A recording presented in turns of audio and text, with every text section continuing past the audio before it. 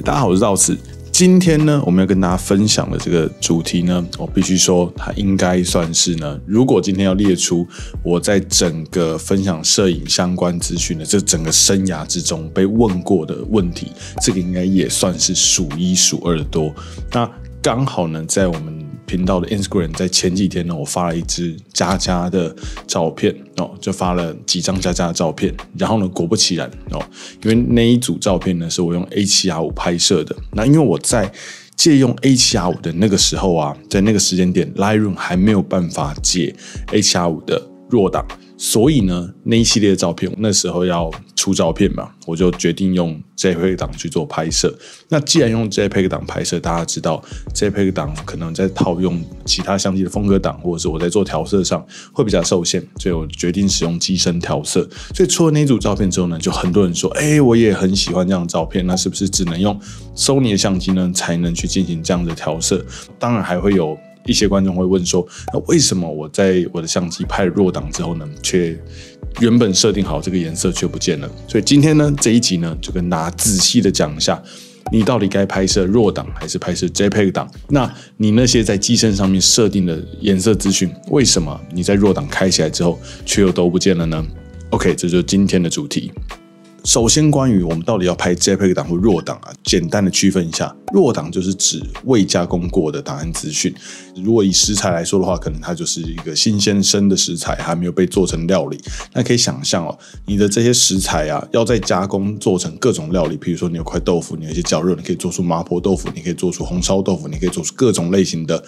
甚至是猪肉味噌汤，然后它都是有它的潜力在的。但如果今天已经端了一盘红烧豆腐给你，这时候你说我想要把它魔改成味噌豆腐汤，可能会有点难度，这就是弱档跟 JPEG 档最大的差别。那相机在拍摄下影像的时候啊，它所记录的最原始的资讯呢，我们就称为弱档。每一个相机厂商会有自己的弱档格式，甚至每一台相机都会有自己的弱档格式。所以为什么呢？今天你用的像 Lightroom 这种 Adobe 来自 Adobe 这种第三方的软体，你今天要去使用一台相机的弱档的时候呢，如果这台相机很新，这刚上市，那可能在头1-2个月呢，你的 Lightroom在未更新的情况下是没有办法打开这个弱档的，因为呢，在 Adobe 的 Lightroom 里面，可能它还没有办法去解这个最新款相机的弱档。但你过个几个月之后呢，你会发现，Adobe 的 Camera Raw 发布了一个更新，更新完了之后呢，就可以解了，代表说 Adobe 官方已经有办法呢去解了这台新相机的弱档。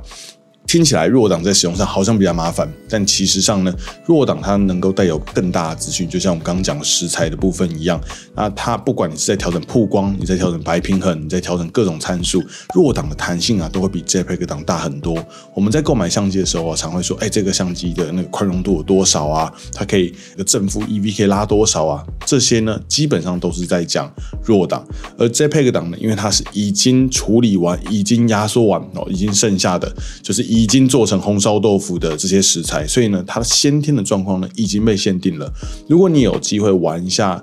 Lightroom 的话，你会发现同时一张照片如果你当下有拍摄弱档跟 JPEG 档，你拉到电脑里面，你会发现你在调整弱档的时候啊，你在调整白平衡它是让你调整 K 值，可是呢，如果你在调整 JPEG 档的时候呢，它变成是黄色跟蓝色的正负值所以它其实是在你已经拍好的照片上硬去把你加上了黄色或者是蓝色，来达到色温上的变化，而不像弱档，你是真实在拉动这张照片的 K 值。当然，你可以想象是看起来也会自然许多，而那些过曝的地方或者是过暗的暗部啊，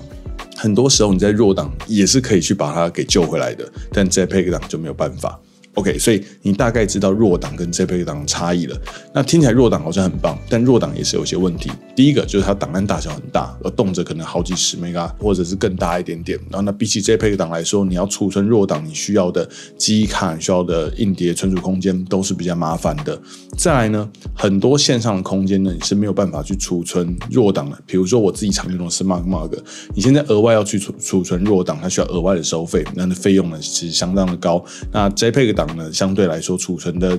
成本真正意义上金钱上的成本呢是低上了许多。再来呢，你没有办法直接把弱档给其他人看，为什么呢？因为我们刚刚讲过，弱档是一个未处理的影像档案，它其实是一张 maybe 类似黑白的照片，它在不同颜色的通道上带有些不同的资讯，让不管是相机也好，不管是电脑也好，可以去理解你这张拍的是什么东西，但你没有办法把它直接展示给人看。你会说，不会啊，我拉到 Lightroom 里面我看得到啊。那基本上呢 ，Lightroom 已经预先帮它套上了一些色彩资讯，所以那是有 Adobe 自身内部经过软体的处理呢，让你看出来的样子。但那其实不是RAW档真正的样子，那只是一个套上去的感觉。这也是为什么你今天要把 Adobe 里面的照片再提取出来的时候呢，你必须经过一个转档的动作。你把原始的RAW档呢转成了 JPEG 档出来之后呢，你才可以拿给别人看当然不一定 JPEG， 你也可以是 TIFF， 也可以是其他形式，但总之必须是一个大家都可以看得到的形式。而RAW档是没有办法直接把照片给人的。你使用包含像 Lightroom， 你在处理RAW档的时候呢，其实你也不是真正的对RAW档进行修改。我们要知道原始的这些食材是不能被变动的，所以呢，你今天在 Lightroom 里面做的那些调整的参数呢，它其实会多生成一个处理的档案。那这个时候呢，除非你经过转档把它完全变成 JPEG 档之前，这个RAW档呢，它其实不会真正的被变动。你在 Lightroom 里面看到的只是它套上了一个调整的暂存的一个档案然后看起来像是你调整后的样子。OK， 所以到这边呢，你大概知道可能各自有各自的好与坏。我们回到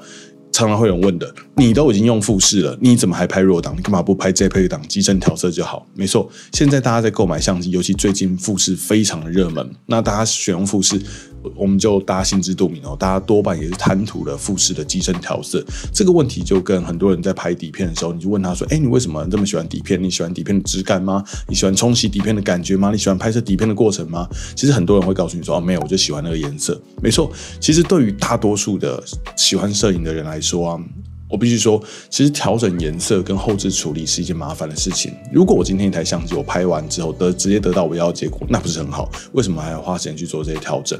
那我认为啦，在追求相机色彩有分成两块，有两个主要的群体。一个群体呢，它追求真实的色彩，可能有些像拍摄风景或者拍摄一些记录，甚至是拍摄一些商品的人，他会希望相机能够提供给他越正确、越接近真实的颜色越好。但还有另外一派，他在拍摄的时候呢，他希望相机可以给他更多经过调整的颜色，更多不同的风格，那带有不同氛围的感觉。我觉得两者都好，没有正确与否，只是全凭你自己喜欢哪一种来决定自己要怎么样。那对于我觉得像现在你看包含像 Sony 的相机，它现在也带上了机身调色的功能。为什么？因为我觉得这是一个很大群体相机使用者的需求因为很多人包含我自己在内，有时候我们在拍摄一些日常生活的东西的时候，并不想花太多力气进行修图，那我还要拍摄RAW档进到电脑里面，不管用原厂软体或者我使用 Adobe 的 Lightroom 在修图，都会花掉一定的时间。所以这个时候如果我直接使用机身调色会方便许多。那我们以富士为例，今天你在拍摄完富士的RAW档之后你虽然说在机身上调了很多颜色，你在机身上看到了，对，这就是你要的颜色，但为什么你在RAW档里面呢，你把它存成了RAW档之后呢，你把它放到 Lightroom 里面，突然又变回了好像完全没有调色的那个状态因为它内建呢，基本上呢，读到 Adobe 的 Lightroom 里面后呢，它会，我们刚刚讲过嘛，当你拍摄的是RAW档，它是一个原始的资讯，那你在机身上面看到的那些颜色，你套上去的颜色就是一个额外附属的档案，它并不会直接包含在RAW档里面。所以你把RAW档拉进了 Lightroom 里面之后呢，它显现出来的是 Adobe 的预设值，就是 Adobe 这个软体，它判断你相机吃到这个资讯之后呢，蓝天应该什么样子，绿地应该什么样子，草地人的肤色应该什么样子，它直接显现给你看。然后呢，在 Adobe 里面呢，它的那个描述档的浏览呢，它会叫做那个 Adobe 的颜色就是 Adobe 最基本的颜色。那你会说，那这样怎么办？那我是不是只能够拍摄 JPEG 档？其实以大多数的情况下，如果你不想要经过复杂的处理的话，其实对于你想要透过机身调色去获取到不同颜色的照片的效果的话，其实用 JPEG 档的确是一个很方便的办法。不管是现在很流行的富士相机，或者呢最近也是卖爆的 Recon 的GR， 不管是 GR 多少 GR3、GR3X， 或是你在使用 Sony 想要使用机身调色，如果你想要直接使用那个颜色的话，其实拍摄 JPEG 档是一个最快速的方式。但当然，身为一个摄影频道，我们还是必须说，其实如果你能够花一点时间自己研究调色，也是一件很棒的事情。所以今天呢，再跟大家分享一下，如果今天你使用的是包含像 Recon GR， 包含像富士的任何一台相机，或者是你使用 Sony， 你今天还是想要拍摄RAW档，但是你又很喜欢那些机身调色，该怎么办？我们当然说最简单的方法就是你使用原厂软体去解弱档当然有些相机并没有附上原厂软体那比较可惜一点。但是呢，我们就以 Sony 来说或者是不管你用 Canon 或者用尼康，它其实都会附上原厂软体，像 Canon 有 DPP 尼康有什么我已经有点忘记了但是一般来说原厂软体呢都可以帮你直接去把你的弱档呢再套上你机身的颜色，因为毕竟那就是他们相机厂商推出的东西，所以原厂软体一般可以解决这个问题。但我知道多数人呢不会使用原厂软体除非你今天就是没有预算去购买 Adobe Lightroom 的话，不然呢我觉得 Capture One 或者是 Lightroom 还是多数人在使用在调整照片的时候呢比较优先会使用的软体。那在这种情况下，我们就以 Lightroom 为例，因为毕竟我是使用 Lightroom 的，我就用 Lightroom 来做例子。当你把照片拉到 Lightroom 里面之后其实以现在的 Lightroom， 你在那个编辑相片的时候它在最上方的地方，它会有一个小小的描述档在你调整的白平衡那些参数的上面，它有一条窄窄的，它上面写的描述档。你一般来说你一拉进照片进去，你看到它上面写的应该会是 Adobe 颜色，因为这是 Adobe 的软体，它预设用 Adobe 的方式来去调整它。那你点开那个 Adobe 颜色之后呢，你在下面按下浏览，它就会跳出一长排不同的描述档。那这个时候呢，应该可以找到一个叫做相机比对的描述档。那这时候无论你是使用富士，你使用 Sony， 或者是你使用 Recon 的 GR 的话，你都可以在这个地方找到相对于你机身上面可以调色的描述档。那所以呢，比如说那个以富士来说的话呢，我就可以那个直接选择那些Chrome 或者是直接选择那个 NAC 或者那些就是你在富士的机身上可以看到的那一些描述档。你点下去之后呢，就会发现你的照片好像开始有点接近你在机身上面调色的那个感觉。那对于 Recon 来说呢， Recon 也是因为讲到 GR 呢，我们就讲到另外一件事情就是如果你有使用过 GR， 尤其像 GR3、GR3X 的话，你会知道 Recon 的弱档是 DNG。 其实 DNG 呢算是一个共用的弱档格式，它是由 Adobe 所提出的。那当初 Adobe 为什么要提出 DNG 这个格式呢？就因为 Adobe 当年他其实很担心说，因为各家相机都使用不一样的弱档，会不会过了几十年之后呢，我们的电脑就再也打不开这些弱档了？所以他那时候觉得我们应该要开发出一种共用的弱档格式来一统江湖，大家都使用同一个格式。那个格式呢就是 DNG， 它是建立在 TIFF 6.0 后面的一种相机的原始档格式。但当然我们都知道，现在呢到了今天没有什么相机厂商在使用 DNG 格式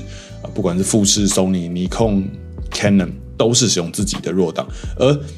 我们有没有发生软体打不开这些弱档的问题？也没有发生。为什么？因为其实 Adobe Lightroom Camera Raw 其实每一年都在更新，所以呢，其实你每一年不停的去更新那个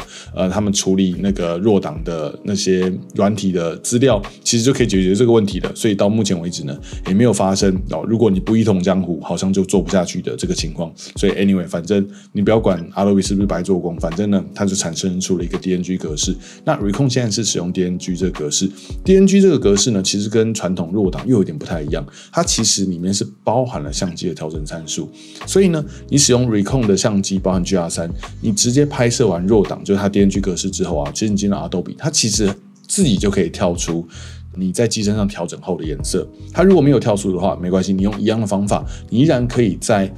描述档里面呢找到了，不管你是像我都是使用 Recon 的正片嘛。其实你在那个图库里面呢，你也可以直接把它设定，就是套用相机的设定外观那其实也可以得到一样的效果。那你直接在那个 Adobe 上面呢，你套用那个 Recon， 像套用正片，它其实呢就很接近我在相机上看到的结果所以你透过这个方法呢，无论你是使用 GR 或者你使用富士，或者是你使用 Sony， 像我们包含打开 Sony 的照片一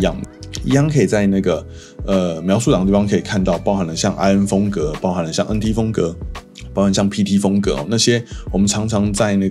我们现在常在 Sony 相机上可以看到这些风格调整档都可以在那个 Lightroom 上面呢直接看得到。所以你就可以先套用这个颜色作为基础，再去进行后续的调整。那我觉得对于新手在调色上其实就方便了许多。当然我必须说，像刚讲过，因为 Recon 它是 DNG， 所以 DNG 本身会带有一些调色资讯，所以我觉得你在使用 GR， 你在这样后期去调整回原本相机的预设的颜色，我觉得效果是好的。那富士我觉得也还行但是我觉得像 Sony 来说啊，其实你在套用 IM 风格、套 ND 风格，我觉得都跟机身上的还是有点差异。毕竟啊，对于 Adobe 来说 ，Adobe 毕竟是一个第三方软体，它并不是直接获得原厂这些资讯，所以呢，我们看到这些风格，其实它都有一些像是 Adobe 重新再帮你添加上去的，然后 Lightroom 重新再帮你添加上去的，所以还是会有点差异。那这个时候呢，你就会说，那我到底是拍成 JPEG 档还是拍成RAW 档好？我觉得就看你还有没有想要再花时间、花力气去好好的细微调整你的相机。如果呢，你今天还想要再使用 Lightroom 去做更大幅度的调整的话，当然RAW 档呢会带有比较大的宽容度它还是有优势在的，所以你可以用它套用你的相机的风格档之后呢，再去做进行后续的调整。那当然，如果你嫌麻烦 ，JPEG 档就可以了。好，这时候你会问我说，那我有没有办法使用可能像 Sony 的相机去套用富士的描述档风格档？那其实呢是不行的，因为这个资讯呢多半是带在你原始的RAW档里面。那如果你今天想要用不同家的相机套用别家的话，一般呢就是我们单纯就做调色，但那个一定会跟你真实在相机上拍出来的结果呢是有一点差异的。那现在呢，其实我知道市面上也有一些外挂软体呢，它可以帮助你去做这样子的调色，但那个其实就跟你去建立一个风格档其实概念上是差不多的，它毕竟还是有一些差异在。那些外挂软体到底好不好用？因为我其实都没有使用过，所以我这边呢，我提供有这样子的软体的资讯，但是呢，因为我都没有使用过，所以我不做任何的介绍。好，总之呢，今天简单的跟大家分享一下，为什么我明明在机身上调整了很多颜色，但结果呢，我在电脑里面打开RAW档看起来却不是那样子。理由就是这样子，因为RAW档跟 JPEG 档呢还是有些差距在。但是呢，我们这边也提供了一个简单，你可以透过 Lightroom 去做还原你在机身上调色的一些简单做法。希望呢这个影片呢对你有点帮助，因为我知道现在其实购买富士相机购买 GR 人非常的多。那我们频道的不管是频道私讯或我个人私讯呢，其实你真的要讲的话，也许被问到这个问题绝对不下50次真的非常多人在问这个问题，所以我今天特别做这影片跟大家简单的分享一下。那希望呢你在调整这些东西的时候呢可以更顺手。当然啦，个人还是非常建议，如果你对摄影真的很有兴趣的话，有机会还是可以拍个RAW档来玩玩看。好，就这样，我都可以到此，那我们就今天分享到这边，我们就下次影片再见，大家拜拜。